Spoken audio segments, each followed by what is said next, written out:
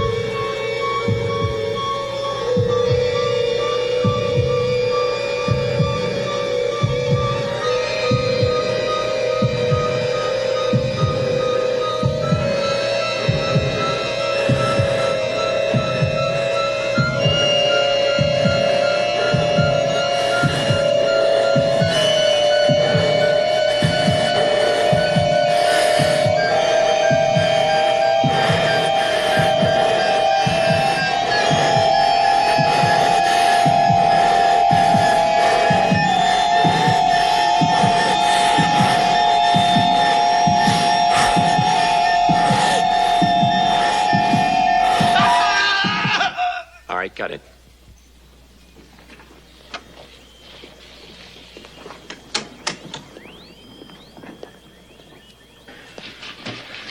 Wait, don't try to move yet.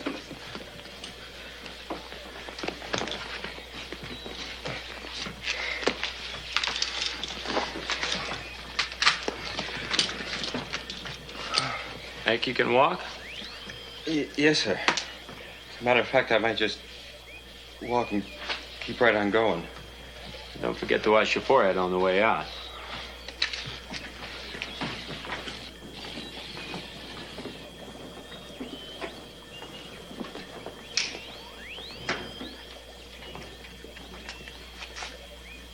Sorry, I didn't mean to yell at you. That's all right. I shouldn't have come barging in like that. I think you just lost a customer. He'll be back. Tell me, is the pain really that intense? We almost hit the limit just now. You mean just from a small spot over the forehead? It's not the size of the exposure, Mr. Nordland. Size has nothing to do with it. In fact, two areas of pain are no more intense than one. Would you care to try? No, thank you.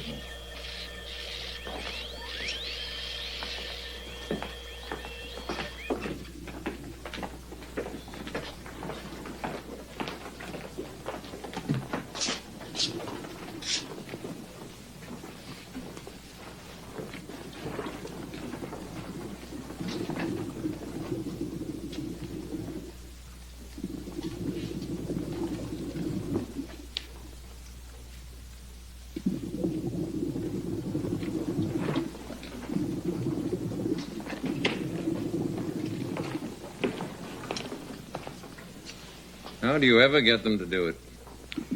Well, it's easy. You see, they make more money here in an hour than they can serving tables at a student commissary for 3 weeks. Have you ever served tables at a student commissary, Mr. Nordland? Yeah, I see what you mean. I don't know how well you've been briefed. Well, I know the function of your committee, of course. I know you specialize in pain. Well, you might call us the sadomasochist of the space program. That kind of masochism is rather expensive. But worth every penny of it. Look at him. How can we protect him in space if we don't know exactly how much pain he can take, how much torture he can endure? No matter what the answers, Mr. Nordland, they will not come cheaply. What was that? I heard it before coming in.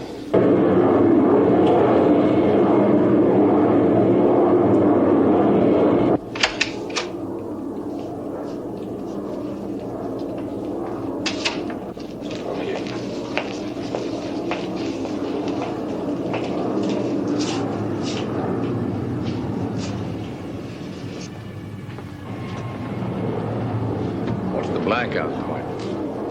For most men, 5 Gs. Let's take a look. He's at 3 Gs right now. I can arrange it if you'd care to have a ride. You seem determined to make one of your guinea pigs, Professor Tanner. No, we just want the government to know exactly what we're doing.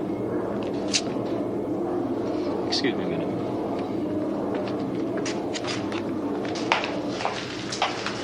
What is it, Scotty? You tell me, Jim. I'd like to know. He's flipped. I mean, he's gone right off the deep end. We might as well face it now.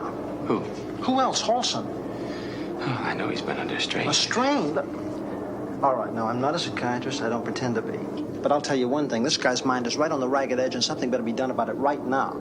Has he said anything about that? Quotations out of Nietzsche. Yeah, sure. The Man and Superman. You want to hear the topper? Today, he thinks we're all being watched. By whom? By the unknown. I swear to you, Jim, as a matter of fact, by the super unknown. Who's that? That's our new liaison officer from Washington, Arthur Nordman, who's going to attend the committee meeting today.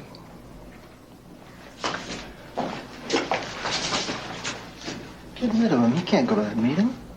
And how do you suggest I do that? I'm telling you, Halston's going to blow the lid on those questionnaires. Now, if he goes wild, this guy's going to think we're all a bunch of crackpots. It's too late now to keep Well, him make out. up something. I can't. All right. Then you better clamp the lid on Halston, Jimbo. That's all I got to say.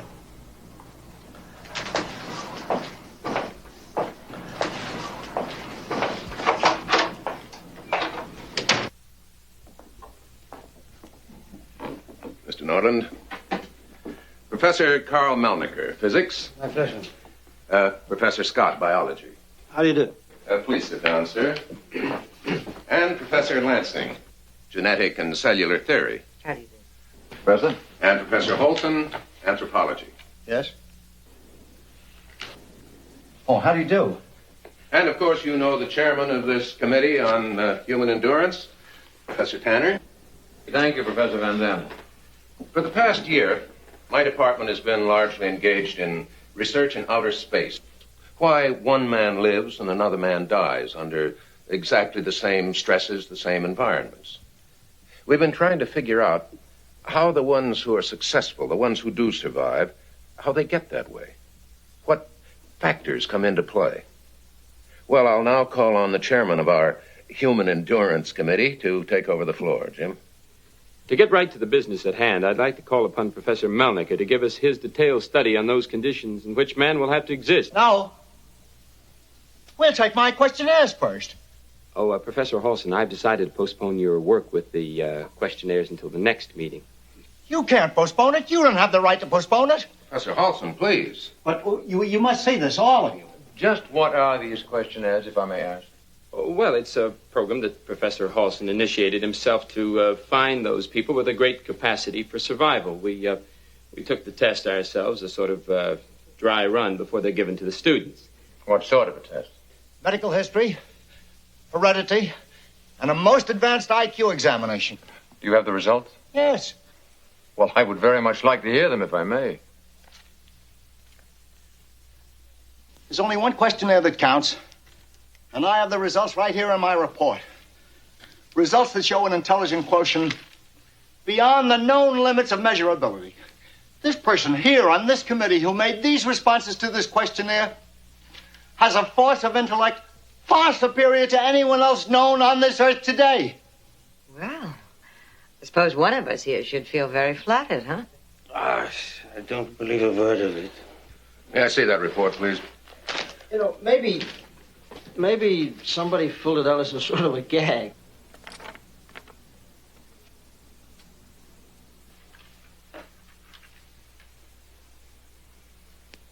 Well, this is most extraordinary. May I ask, then, if anybody here cares to admit to this documented superiority?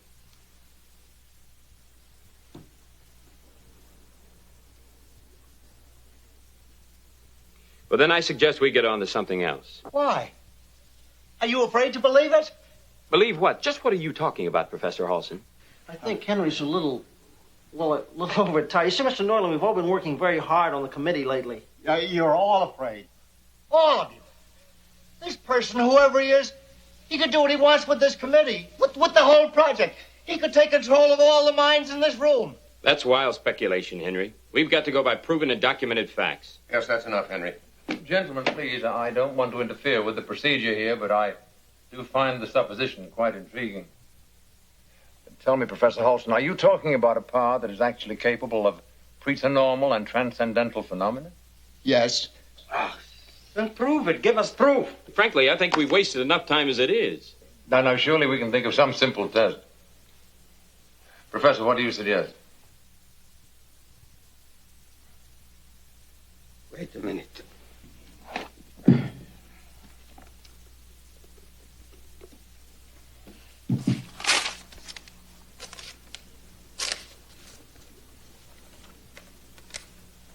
All right.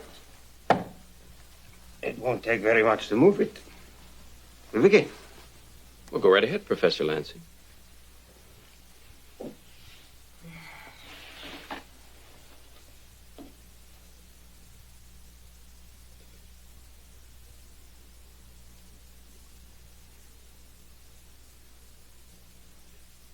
I'm sorry. I'm afraid all I'm succeeding in doing is getting a headache. Professor Scott. I'll do my best.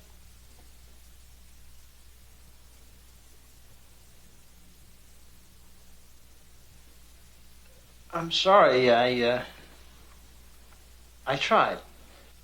Professor Melnick.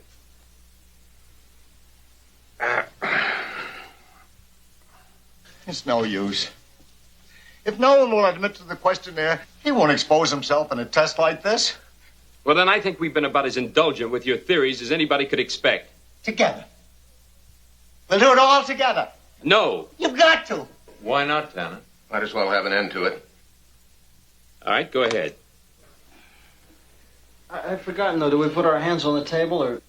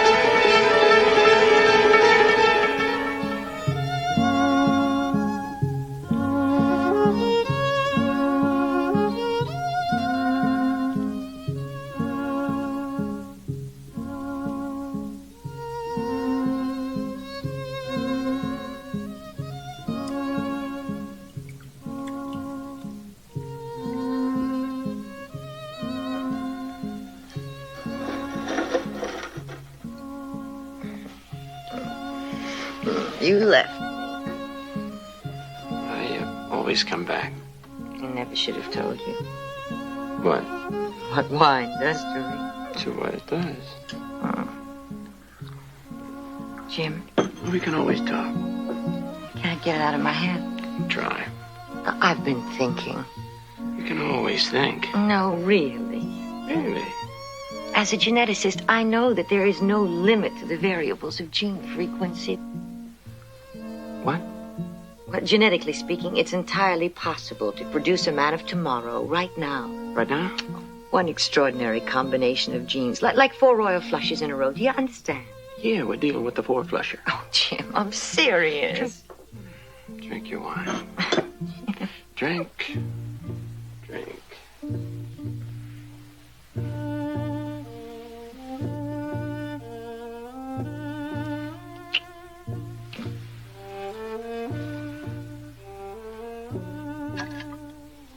You know, I've got a hunch. Darling, we're not going to talk about genes.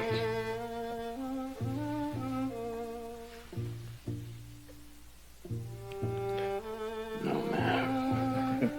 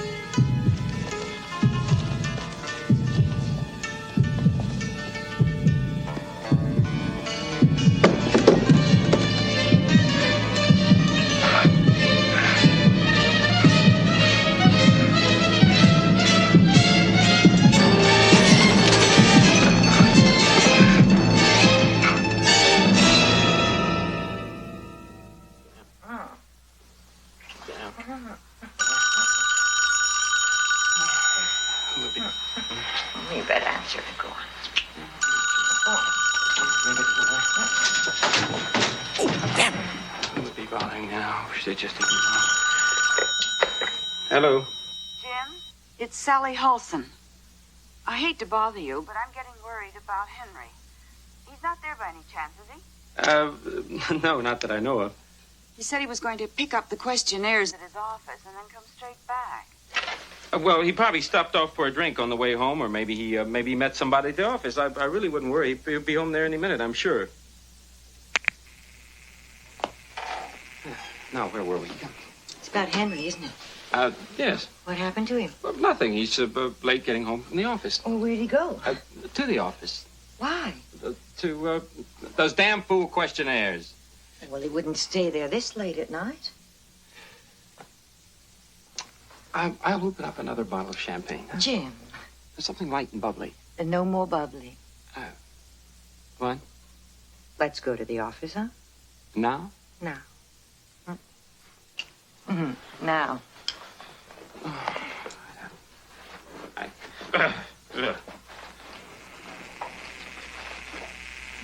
Lady geneticist, veterinary, a scientist. Thanks a lot. Has Professor Halson been here tonight? Yes, sir. Checked in at 8:22. Hasn't left yet. Thanks.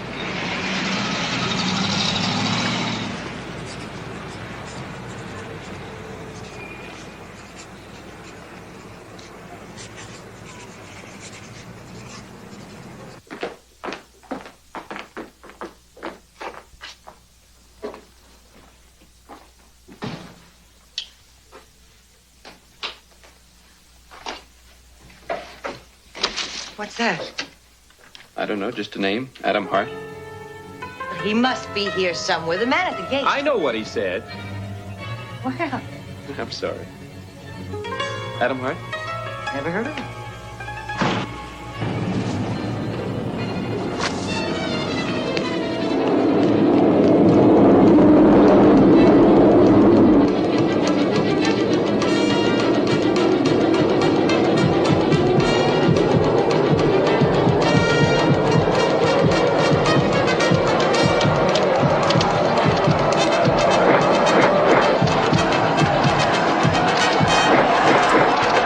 Nothing's working. I'll pull the emergency switch.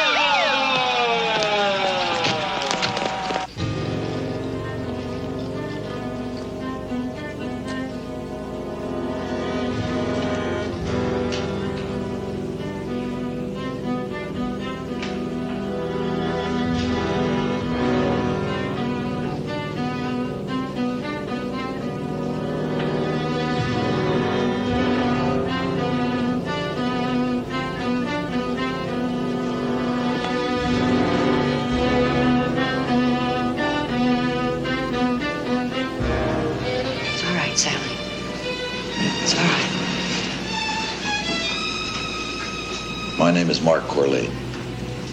I'm in charge of this investigation. Sure, fine. Go ahead, Harris. Take him out.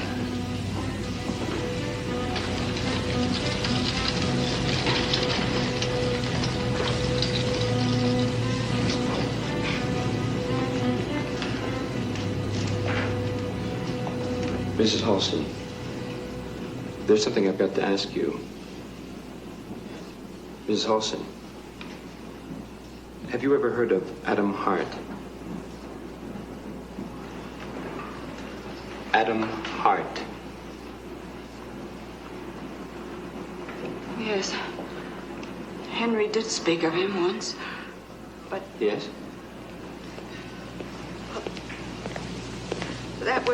that was years ago. They were children. Professor Tanner?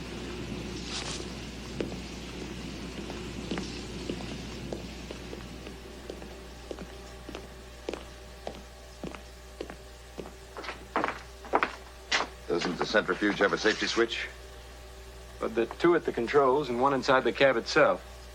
In fact, the man inside the cab presses it when a run starts. You should release it, the cab stops automatically. But it didn't. No, none of the controls would work. Why not? I don't know. I tried them all. The control bird's not working. Which one of these is supposed to start it? Blue one starts it. The red one stops it.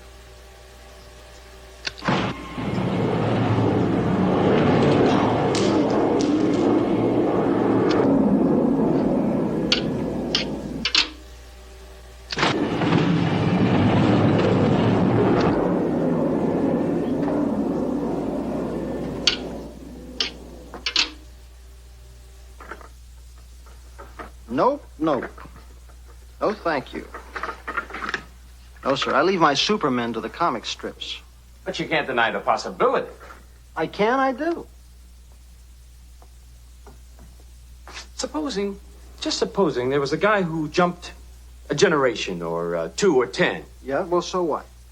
Well, don't you realize how far advanced he'd be over us? Not at all, Jim. Look, take guys like Galileo, Pascal, Da Vinci. Those guys were born hundreds of years ago. Right. Now, supposing this guy jumped 100 generations or 1,000 generations. Is that so impossible? Yes, it would be impossible. Still deny it, huh? I still deny it. As a human being or as a scientist? I deny it because I choose to.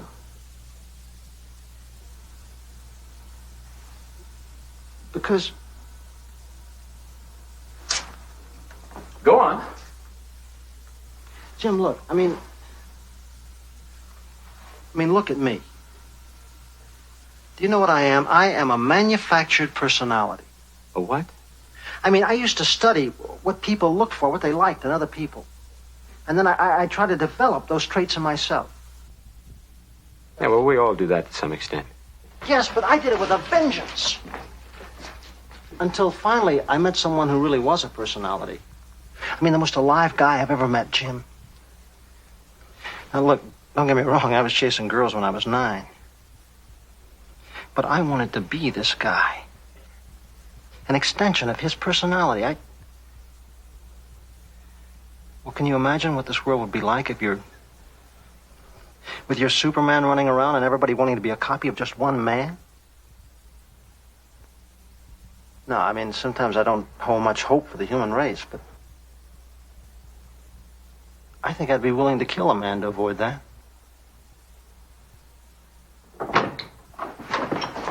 Ah, my beloved colleague, you're just in time. We were speaking of life and power and Supermen. And here stands a true believer. Am I right, Professor Tanner? Well, there's one clear fact you can't deny. Something killed Henry Halston. That's true. Something killed him. The centrifuge.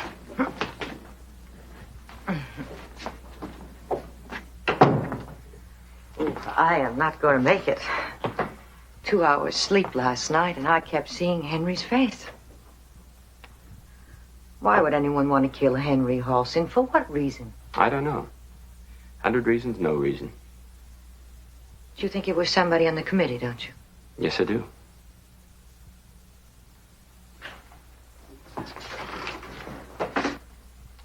Surely not Scotty. Why not? It's an odd combination. Brains, brawn. And always on the make. No, I don't believe that. What about Professor Melniker?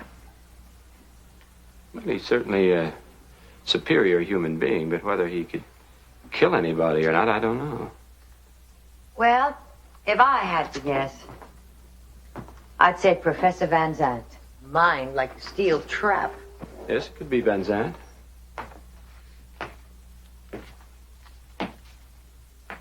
Or Nordland. Nordland? Well, he's not on the committee. But he was in that room when we made the experiments. Well, so was I. That's right. It doesn't have to be a man. It could be you. Oh, well, thank you. It's all right. I've been under your power for weeks now, ma'am. Oh. And what about you? I'm sorry to interrupt. I'd like a few minutes with Professor Tanner alone.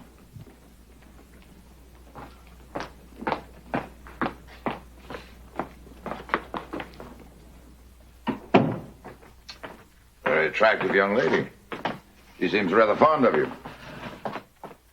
Why did you come here with her so late at night? Well, we were worried about Professor Halson. His wife called, and we came looking for him. You were with Professor Lansing at the time? Yes? In your apartment, alone? Yes. Miss Lansing remembers Mrs. Halson calling? Of course. That's odd. What's so odd about it? Because Mrs. Halson doesn't remember calling you at all. What? How long were you and Miss Lansing here before you found the body? Just a few minutes. You sure? Well, you can check with the guard at the gate. I did. Made a record of the time in his logbook. Well, then?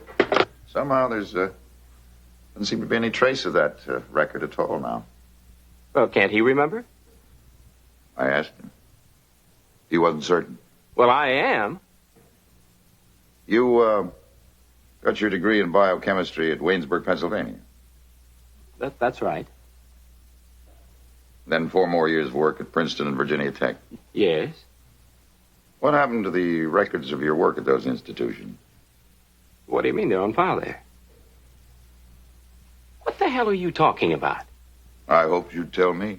Look, I have duplicates of my records on file right here.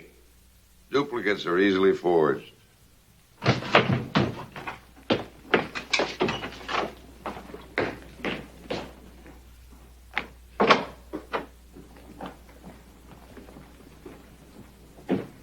What's all this about my records? Mr. Corlane was curious about your background. So we took the liberty this morning of wiring the various parties involved for documentation of these records that you submitted to us. No documentation is forthcoming, Mr. Tanner. Your records are fraudulent. No one ever heard of you. That's impossible. I must admit I was inclined toward astonishment myself. And I want you to know that you're very fortunate that the board is not going to prosecute. It would only make us look foolish for having hired you in the first place. Here you are. The severance check. I want you to leave immediately. That's all, Mr. Tanner. That's all, Mr. Tanner.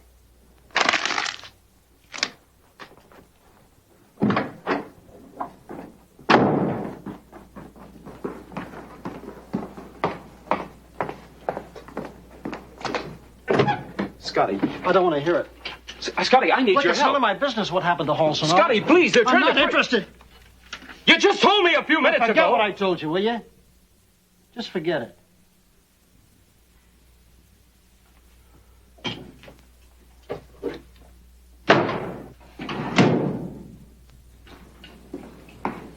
Tanner, I hope you're not planning to go somewhere. Where'd you have in mind? Stay in town, Tanner. I'll be talking to you again.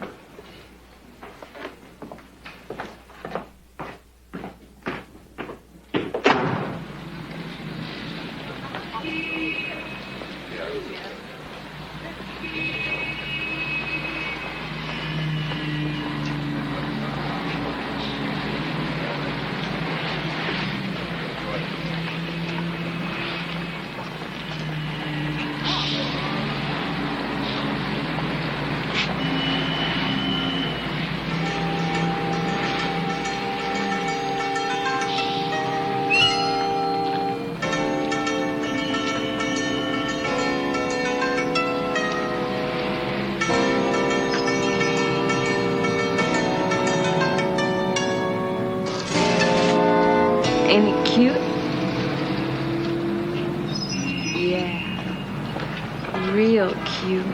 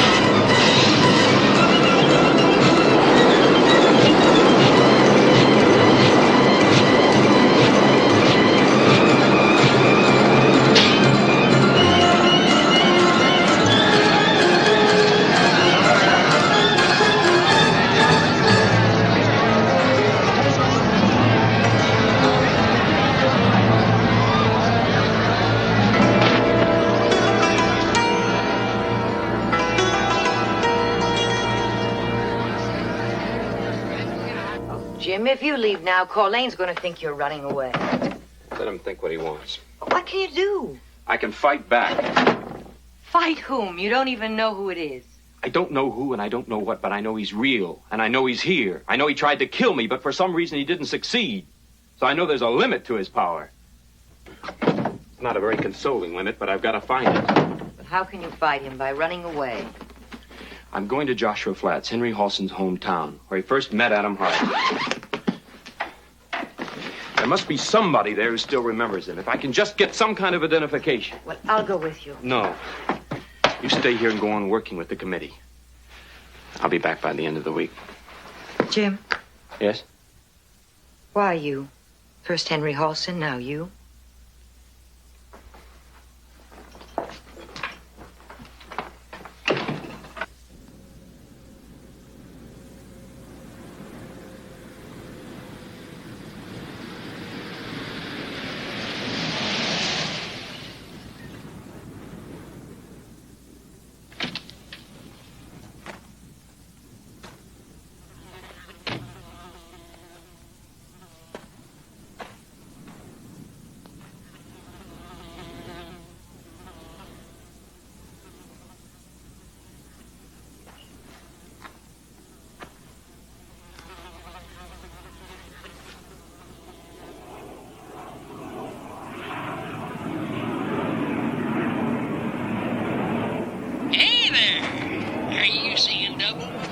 Fill her up, please. Well, just get yourself down to honest Joe. I said fill her up. And he's got the Sure thing, mister.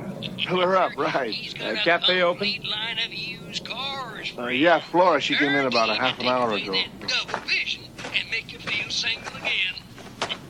Honest John Weatherby, friend. And you can count on him. So hurry on down soon today. I'll be seeing you. Now let's hear that sweet honeydew refrain from our own Arizona cow. Driving through? Not exactly. Most people do. I mean, you don't get many people stopping in this crummy hole, unless they have to. Cold beer? No, thanks. Just some coffee. Hot coffee? Mm-hmm. Well, I gotta heat it up. Take your time. We got plenty of cold beer. Keep it on hand for the Flyboys. Who? Air Force. They have a base at Flat Rock, about 40 miles down the line. Well, if it's all right with you, I'd like some hot coffee. Sure. Biggest mistake I ever made. Beg your pardon? Oh, leaving New York. Can you imagine leaving New York for this?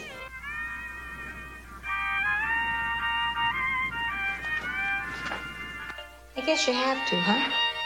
What? Stop here. Well, the fact is, I was a good friend of Henry Halson's. I understand his parents still live here. Yeah, that old house over there. Couldn't blast him out of it. Not even for the funeral. Hey, what a way to die, huh? In that thing. Wow. Did you know Henry? Well, you sort of had to. He was always around, like a shadow. One step behind Adam. Of Adam Hart? You know him? Yeah, Henry spoke of him. Ooh, goose pimples, just talking about him. All over my arms, all over my body. I mean, I always get goose pimples all over. Did he frighten you? Oh, doll face. I wasn't talking about fear. I'm talking about... Yeah, I think I understand. Oh, blonde hair, blue eyes, and a look in those eyes that made you burn inside. I don't suppose you've seen him for a while. Oh, when they leave this crummy joint, they never come back. How long are you staying? I'm not sure. Tonight's my night off. As a matter of fact, I get off early. Well, friends. Swell, maybe I'll see you later. He is waiting for you right now. Yes, sir. He's standing on the corner ready to Your serve you. compressor belt's Ready to busted. hand you the keys to that Well, fix it. Oh, you're gonna hunt far and wide before you will ever come across the wonderful bargains just waiting for you down at Honest John's. Well, now then, here's a little ditty that's been catching on here of late. Good old Honest John Weatherby. You can see for yourself, Mr. Tanner. Mother can't do no travel. Sure, we wanted to go to the funeral. We wanted to see our son buried nice and proper. But you can't ride 200 miles in a wheelchair. So sit down, Mr. Tanner. Sit right there. Thank you. Was Henry born here, Mr. Halson? Right inside there. Lived right here until he went off to college. Smart boy. Good boy. Then you probably know all of his friends here. Sure. Mother did, too. Henry used to talk a lot about one of them. Perhaps you might remember him, a fellow by the name of Hart. Adam Hart. Mother! Lunga dig. Yvonne. You'd better leave, Mr. Tanner. All this and Henry dying, it's got us all torn apart. I'm sorry to upset you, but it's very important I talk to you.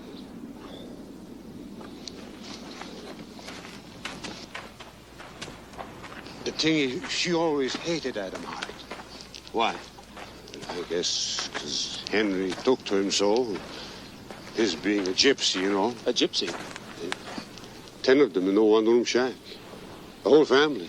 And wouldn't you know that shack burned to the ground not 2 days before Adam left town?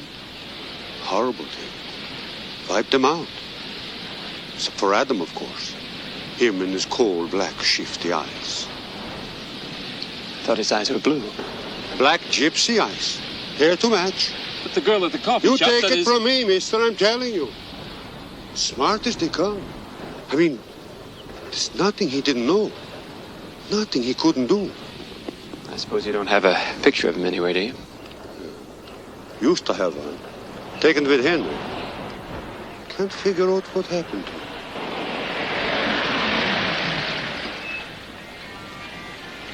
Well, thanks anyway for talking to me, Mr. Olson. Sure.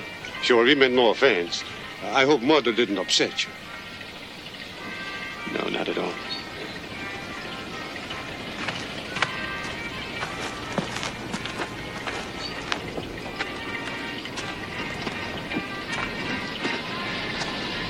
Why didn't you tell me? Tell you what? That you wanted to know about Adam Hart. Why, were you a friend of his? You bet I was. Hey, would you like to ride out to see his place? You mean the shack? I was told it burned down. Mister, those two nuts have been cracked ever since Henry left this town. Hop in.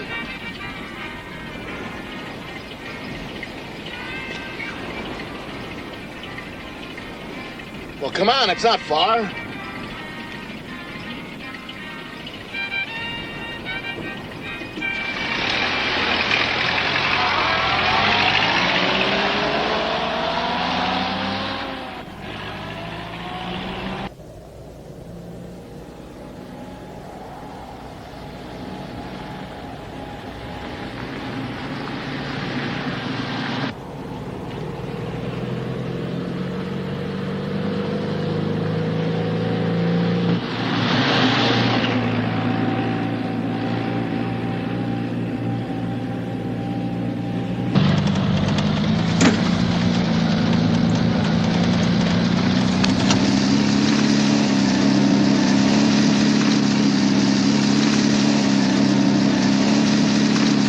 Aren't we getting pretty far out?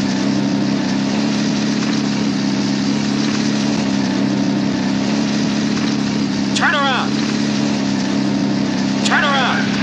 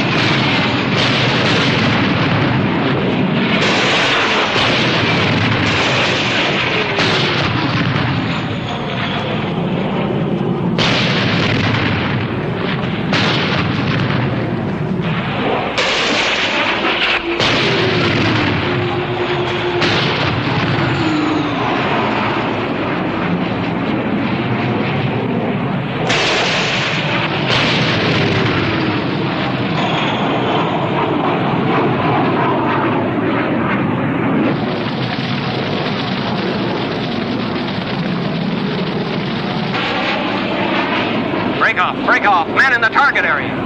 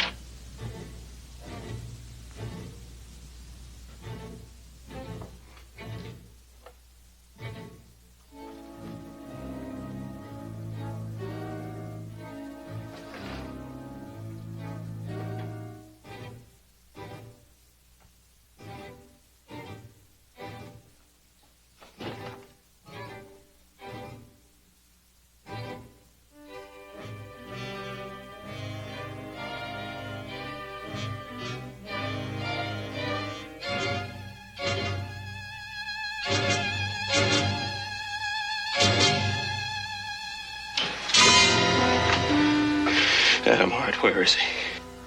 I don't know. He told you to kill me. Where is he? I swear to you, I don't know. He didn't tell me to kill you. He told me to kill anybody. Anybody asking questions about him. Why? Well, I don't know why. When did he tell you? When? 10 years ago.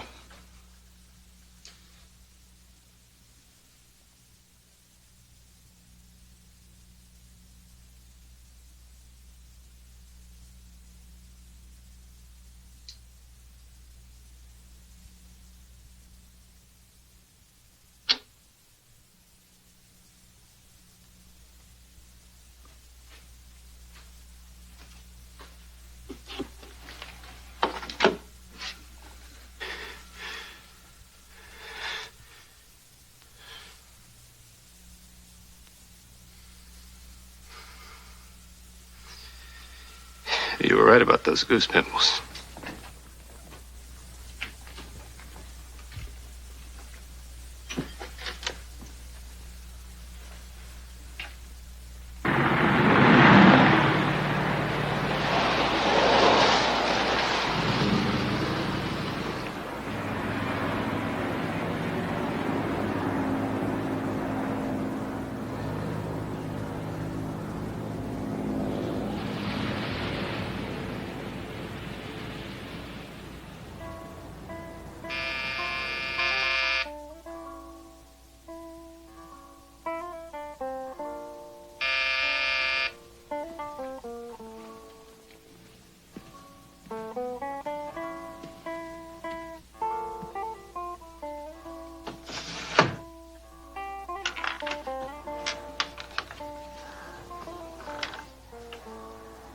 Who are you? What do you want? It's Jim Tanner, Mrs. Olson. I'd like to talk to you for a moment. Please. Come in.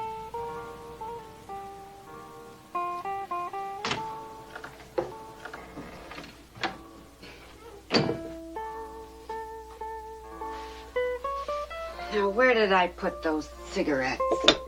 Would you like a cigarette? No, thanks. Oh, where?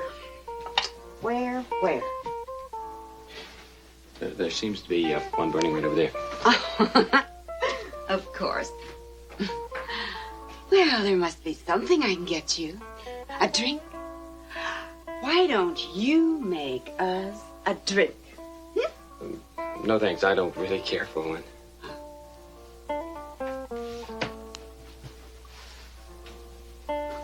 And it seems you already have a drink. Oh.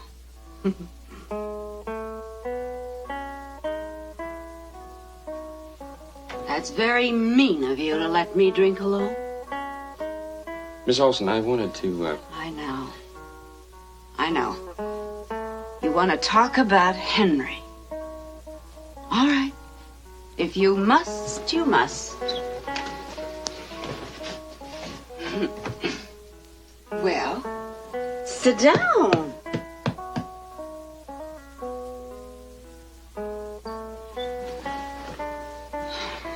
That's better. I don't want to upset you, but... But you do want to talk about Henry. If you remember the night that Henry died, I spoke to you about a man named Adam Hart. I never heard of him. I never heard of anyone named Hart. But you said that Henry knew him years ago. How could I possibly say a thing like that? I don't know. I got it. Let's you and I both drink to this mysterious Mr. Hart.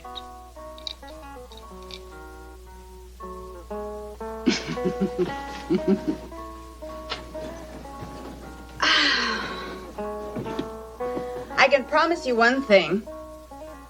If he was a good friend of Henry's, then he was the world's biggest bore that ever lived or died.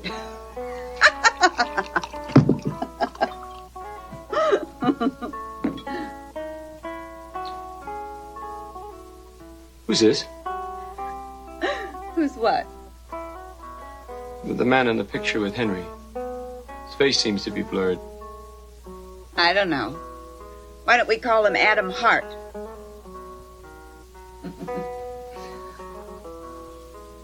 Do you have some other pictures? Nope. Threw them out. Threw everything out. Except all that scientific jazz. I gave that to the committee.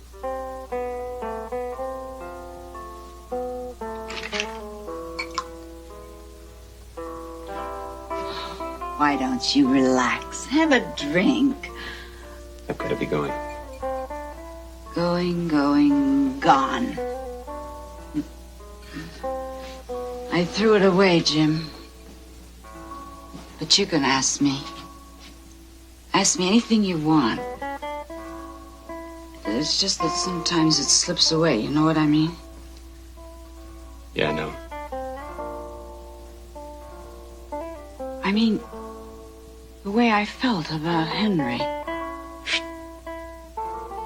And just today, I could hardly remember what he looked like.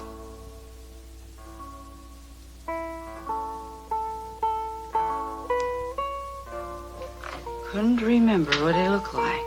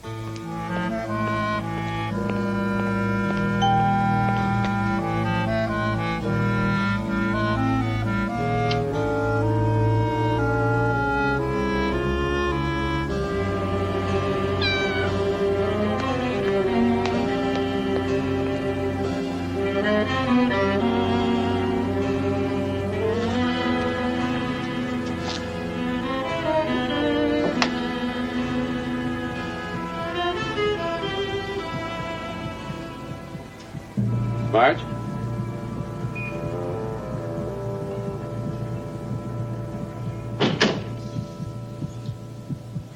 Marge?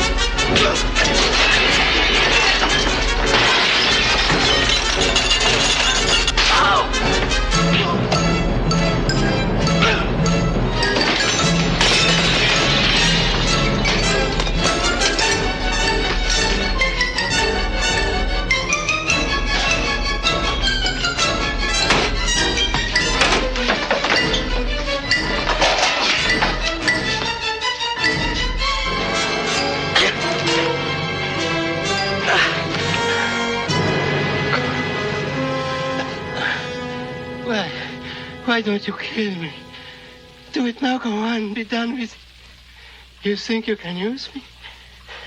No, I will not be used. Kill me the way you killed Halson. No, Carl, I swear I didn't kill.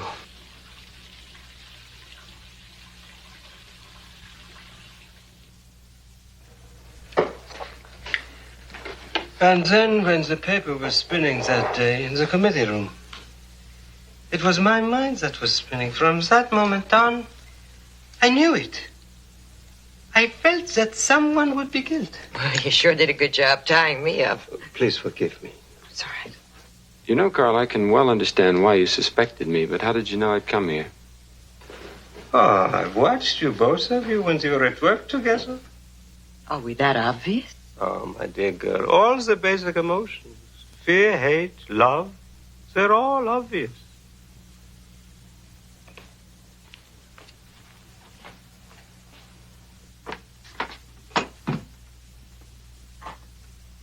But you believe us now, don't you? Yeah. I will do anything I can to help. Anything. You see, I know what a man's power can do. The raw power of one man alone to kill millions of innocent people. To destroy a whole country, my country. And this time, who knows? I look at the newspapers. I say to myself, this world is going to hell in a handcart. But what if by chance it's not going there on its own power? Yeah? What if it's being pushed? Think of it. I know one thing. If we threaten his survival, he'll try to destroy us. I'll take that risk. Well, then, first of all, we've got to survive ourselves. We've got to stay together and not here.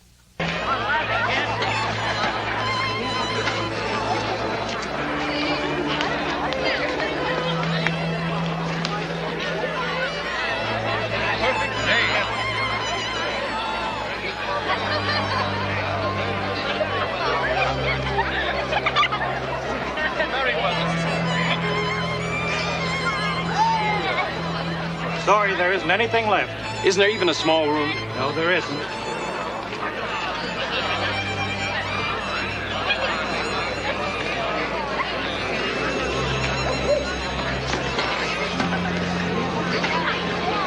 Charlie!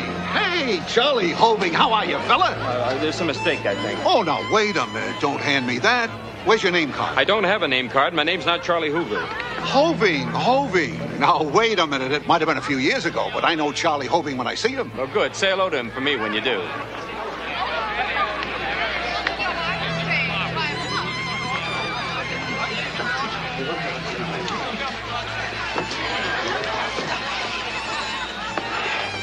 It's no use. What do we do tonight? And tomorrow night, and the night after? Tomorrow morning we'll begin. What? Going after him. Taking each member of the committee in turn. You have to stay away from the police. You could be arrested at any time. Corlane speak to you? No. That's the newsstand on the headlines.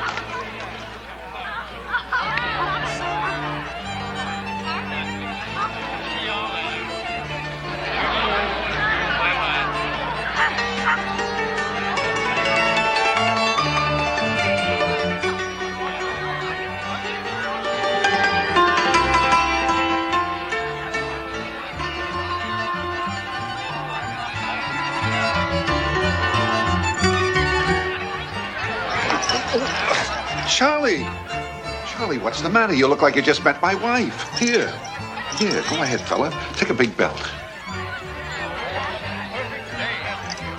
Thanks. Keep it. Look, I'm sorry about putting you off just now. Oh, forget it. But the thing is, Fred, you see, I've got a girl here with me. And, now I get you, sweetie. You're coming through loud and clear.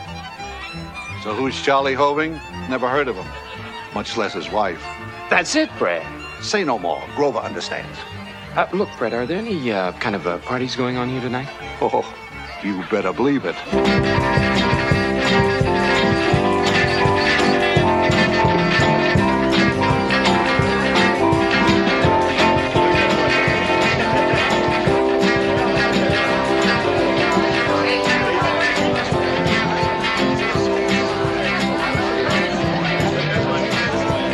Are you suggesting we spend the night here?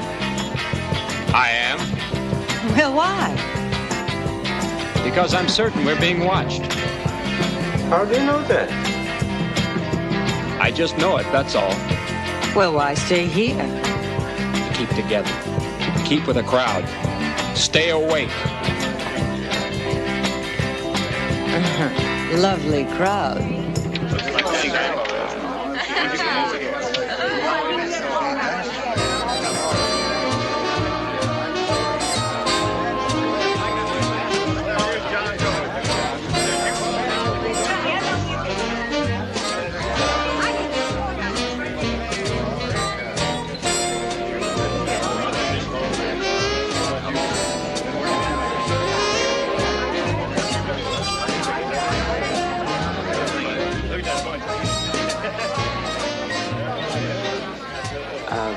You know something? Sure, I'm beautiful, and where can we go? As a matter of fact, it's Carl I'm thinking about. Who? Carl, my boss, is sitting right over there. Been asking about you. Me? He's crazy about you. He owns company. Owns 3 companies, but he's a very shy guy. Poor, lonely, shy old guy. But he's half asleep. It wouldn't take much for you to wake him up. Not for you. Hey, Carl. Carl. Sylvia would like to talk to you.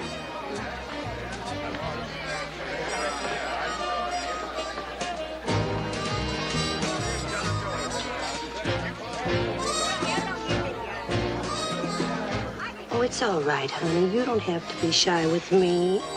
Listen, I had an uncle once, and this guy was so shy with women, even you wouldn't believe it. Well, I just told him that.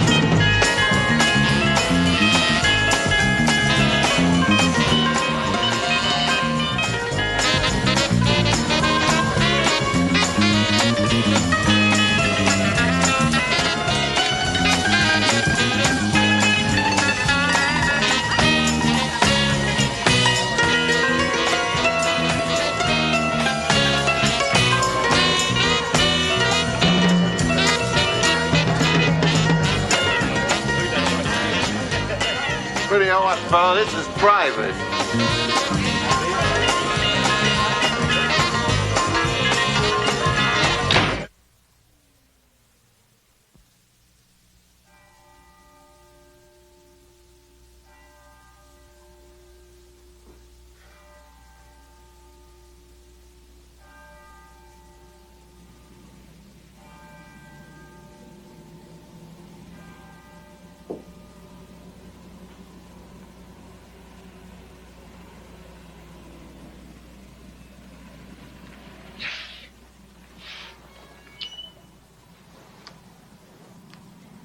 Power, power. Who's got the power? And you got the power, my love. Which? Oh, I'm sorry. Go to sleep. I'm not asleep. Now, I may be a little drunk, but I am not asleep. You know what? What? If I saw him, you know what I'd say? What? I'd say, all right, I give up, you win. I am ready to build a little shrine in my living room. If you would just tell me what to put in it, that is what I would say.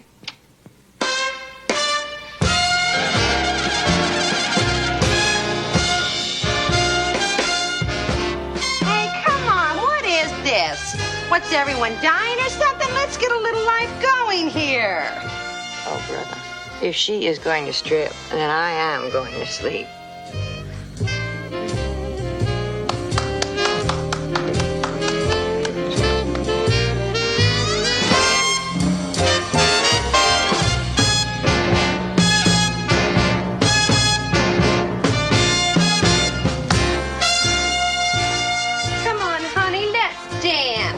You aren't too shy to dance, are you? Here you go. Come on, sweetie. Dance with Sylvia. Come on, sweetie. Dance with Sylvia. Hey.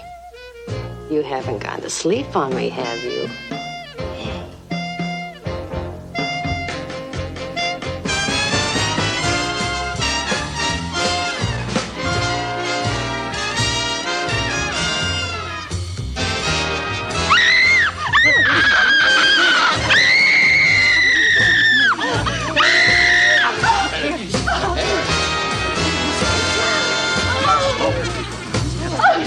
What's the matter? What's going on here? Hey, Charlie, wait a minute. Your friend. Where are you going? Let's call the police.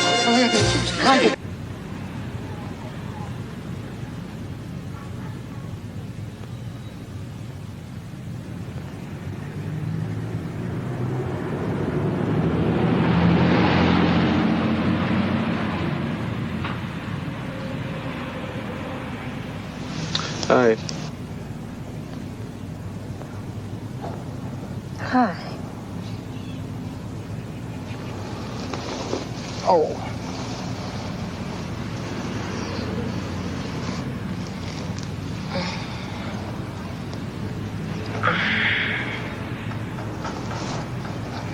Do I know you?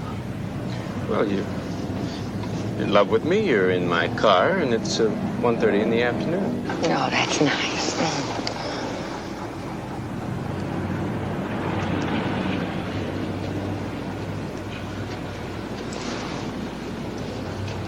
Where's Carl?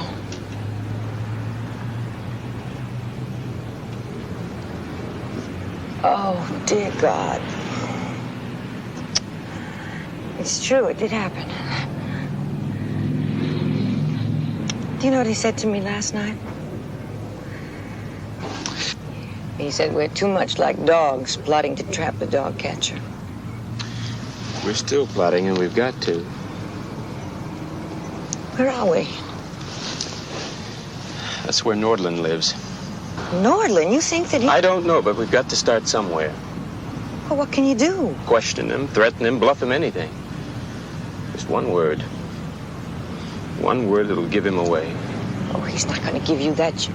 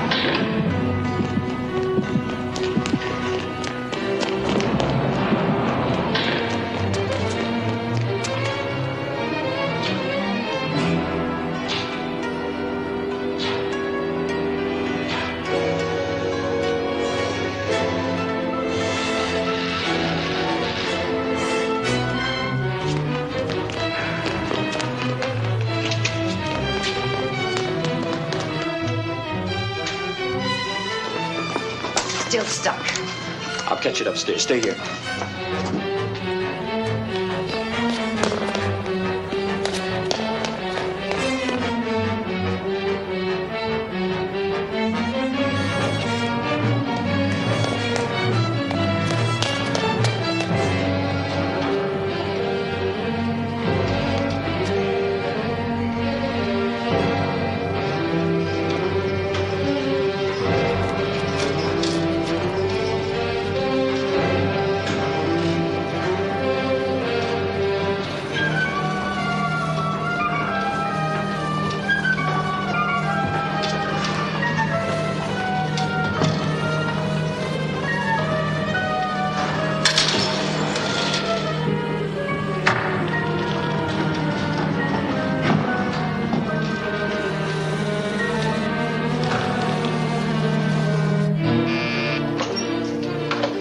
Would you help me, please? There's somebody stuck in the elevator.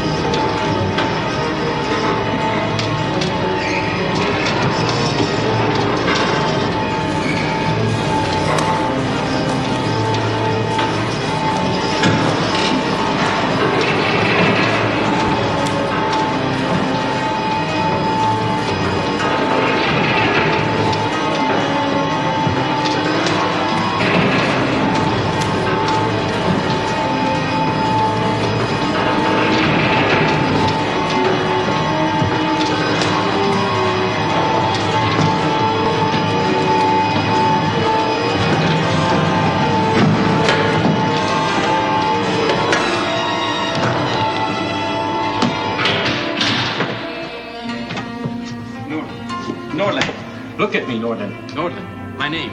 Look at me. Who am I? Say my name. Go on. Say it again. Louder. Tanner.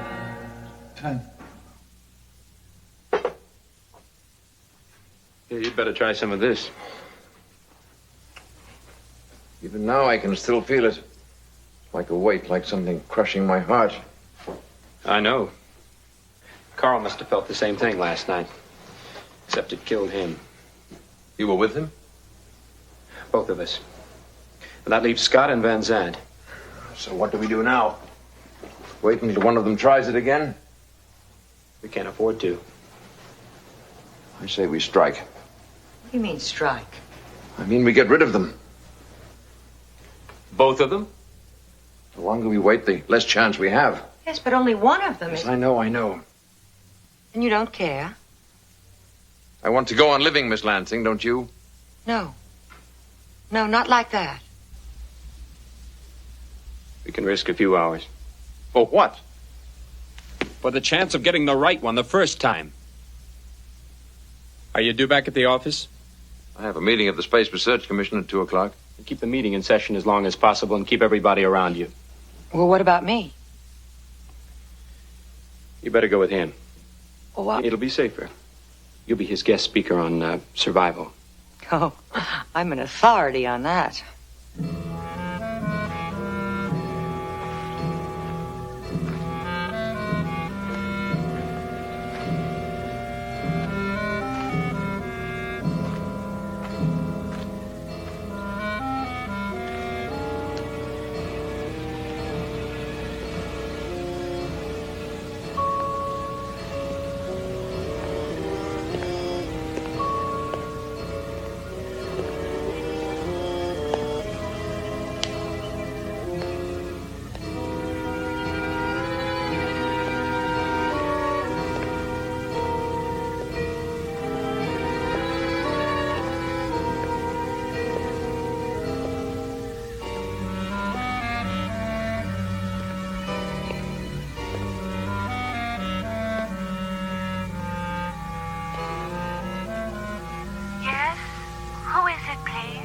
It's Jim Tanner. Mrs. Van Zandt? I'd like to talk to your husband. Just one moment, Mr. Tanner.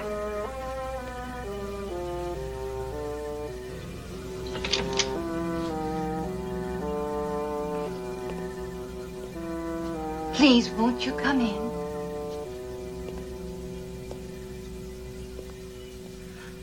I'm sorry to disappoint you, but you see, my husband is not home. Is there anything I could do? Well, I doubt it. When do you expect him back? Not until late. Very late. You're not at all frightened of me, are you? Frightened? Surely you've read the newspapers. I never read the newspapers, Professor Tanner. But why should I be frightened of you? Well, you shouldn't. Didn't your husband mention anything? I am not interested in my husband's affairs. Is there anything else, Professor Tanner? Well, no, not if you don't expect him back till late. I told you I do not. Well, sorry to disturb you. Good night. Good night.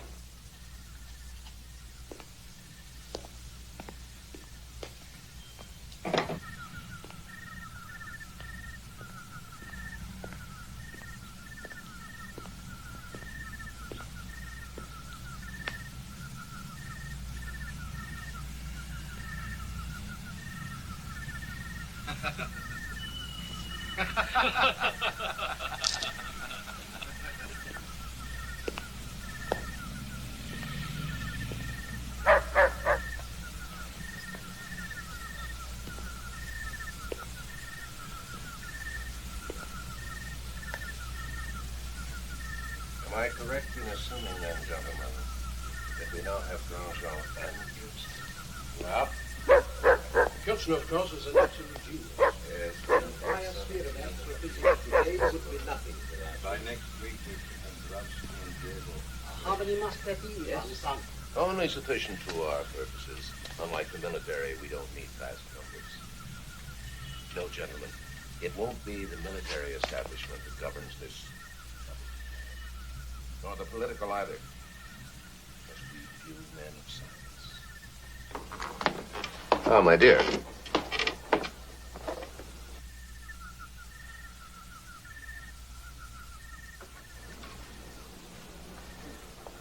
Thank you.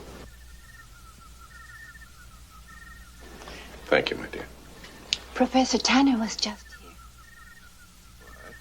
He wanted to see you. You sent him away. Of course. When do you expect Adam Hart? Any minute now. I must tell you frankly, if it were not for him, I would not have been involved in this.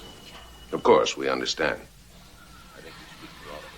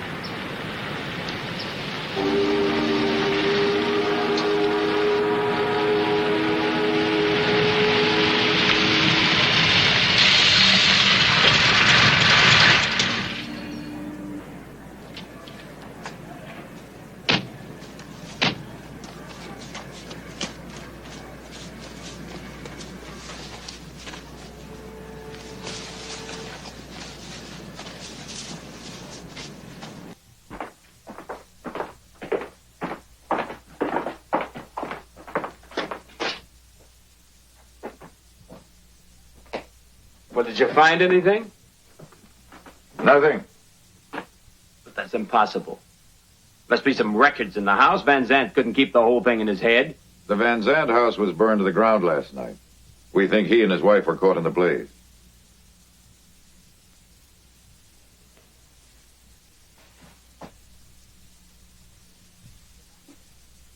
Look, I told you the truth, everything. Then why was Van Zandt killed? No one's seen Nordland since yesterday afternoon. He was supposed to attend some kind of a meeting at the Space Research Commission. He never showed up.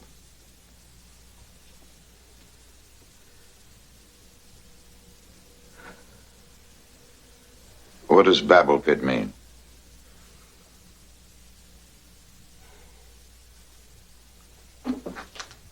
Tanner? What does Babel Pit mean? It's the amphitheater where the lectures are given. In the science building? Yeah. We found this note in your apartment yesterday. It's in Scott's handwriting. It says the Babel Pit, Friday night. I assume he wants to meet you there. He's going to, but not alone. You believe me, then? I believe what I personally can see and hold as evidence. There won't be any doubts, I can promise you, when you're tried for murder.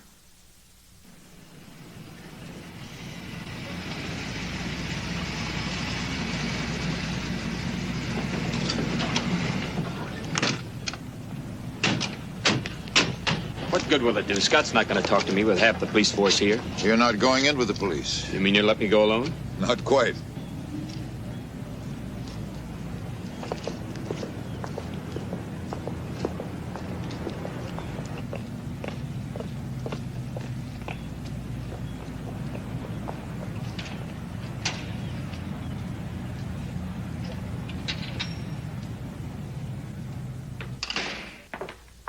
The amphitheater's through here. Through that doorway.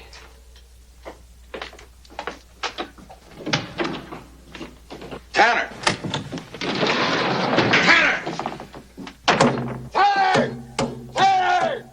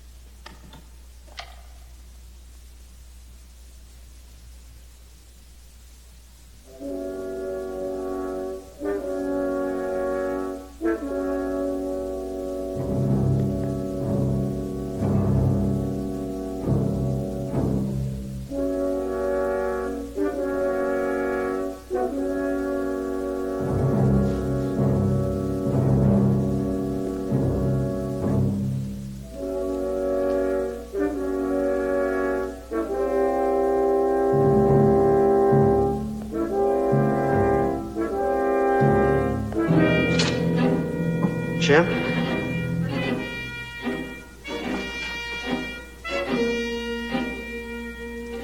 Jim, listen to me.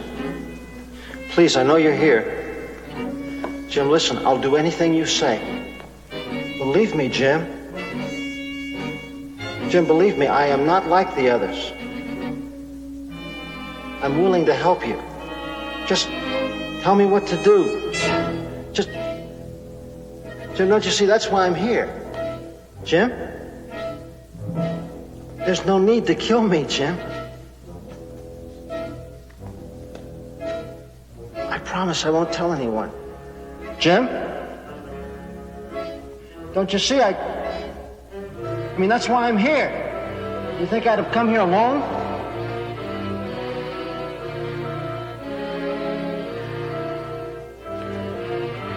I won't tell anyone, I swear, Jim.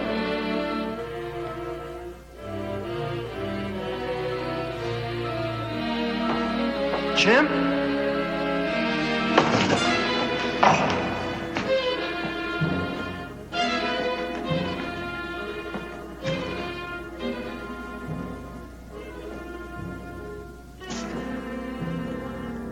Should have known. There was something about you, something different from us. Listen, Jim. Listen to me, please. Jim, I'll do whatever you say. Just tell me what to do. I'll do it. Only, Jim, please, don't kill me. Just, Jim, listen to me. Open up! Open up! This is the police! You told him it was me.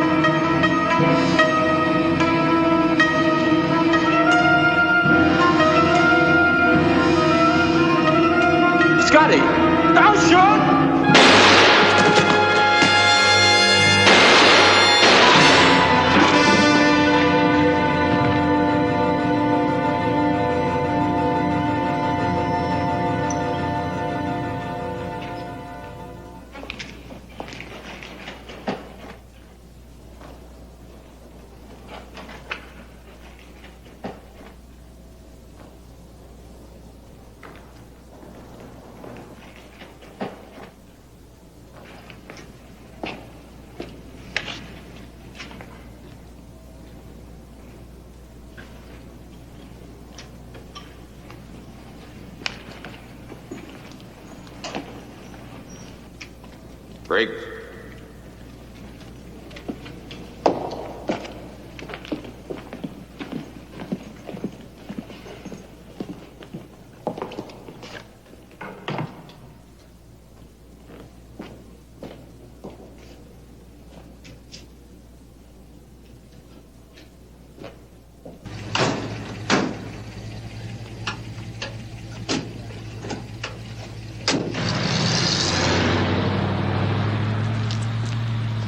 We can't find him anywhere, sir.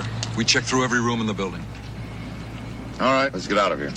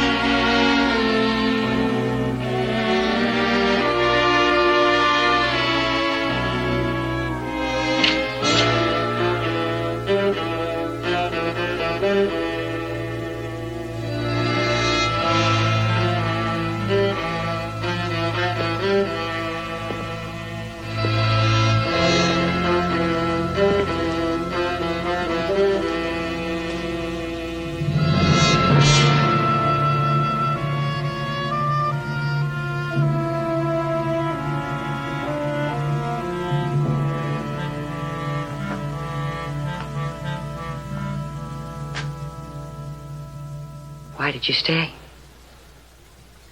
Why not? Would it help to go on running? No. No. No more running. I knew that when I looked up at Scotty just now. Poor Scotty. Just like all the rest. All except you. Why? To be certain that he'd finally get to you. And then? And then there were none. Isn't that the way it goes?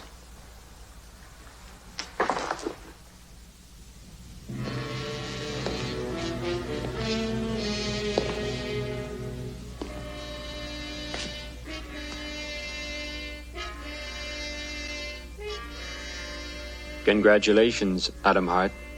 What, for deceiving you? Childish prank. I have something much more interesting in mind.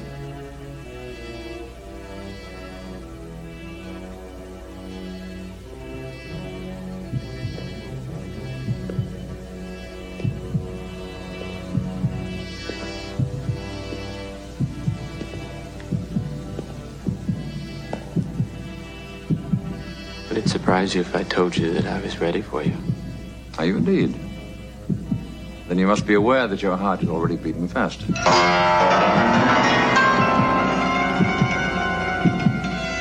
Surely it requires no great perception on your part to realize that you can't move your arm. Why don't you try, Tanner? Can you? No, I don't believe so. It really is very hard to breathe, isn't it? The arms, the legs. Why don't you try to move, Tanner? Just a step. Can you? And yet you can still see quite clearly, can't you? Look here. What do you see? You see yourself. You're getting colder. Do you feel it yet, Tanner? 34 degrees, 33, 32. Shimmering white crystals that cover you, that reach for your face, your eyes, your throat, your heart.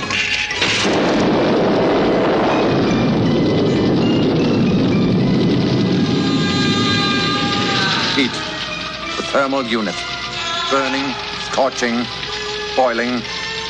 Yes, there is a limit to the intensity of pain. But then what, Tanner? Then what?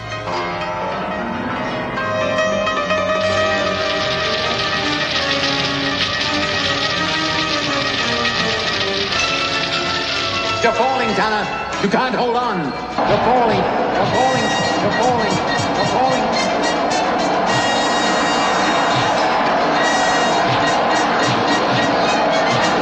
Give it up. Give it up, Tanner. Give it up. Give it up. Give it up. Give it up.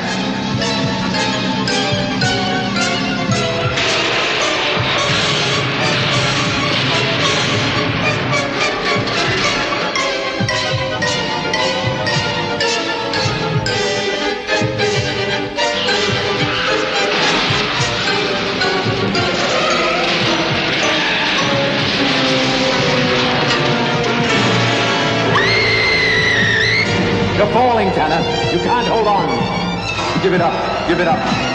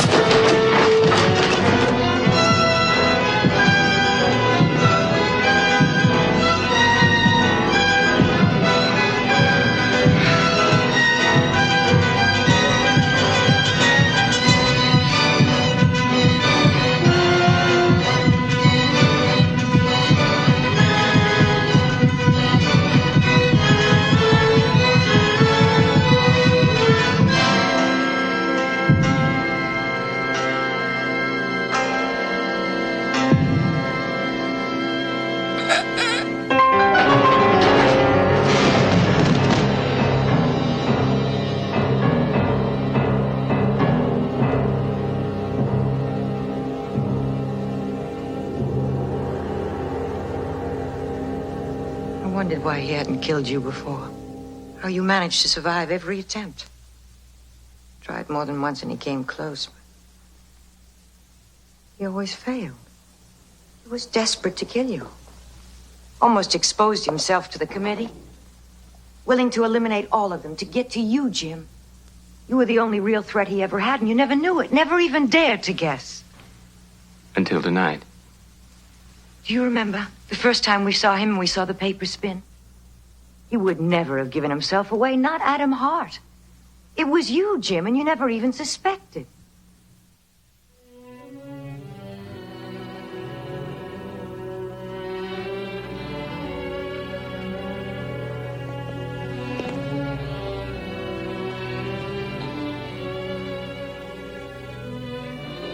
They say that power corrupts. And that absolute power, I wonder